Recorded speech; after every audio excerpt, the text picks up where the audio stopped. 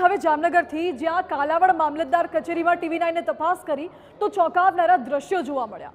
મામલતદાર કચેરીમાં કર્મચારીઓ તો નથી પરંતુ છતાં પણ લાઇટ પંખા ચાલુ જોવા મળ્યા। મામલતદાર કચેરીમાં પ્રજાના પૈસે લાઇટ પંખા ચાલુ હતા। વીજળીનો વેડફાટ થઈ રહ્યો હતો। ચેમ્બરમાં કર્મચારી વગર લાઇટ પંખા ચાલુ દેખાયા। કર્મચારીઓ બહાર હતા અને અંદર લાઇટો શરૂ હતી।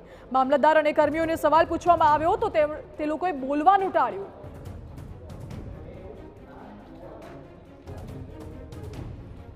આ દ્રશ્યો આપ જુઓ, જ્યાં મામલતદાર કચેરીમાં હાજર કોઈ નથી, કર્મચારીઓ બહાર બેઠા છે, પરંતુ વગર કામના ચેમ્બરમાં લાઇટ પંખા ચાલુ જોવા મળે છે। પ્રજા જ્યારે ટેક્સના પૈસા ચૂકવે છે ત્યારે આ રીતે તેનો વેડફાટ થાય છે।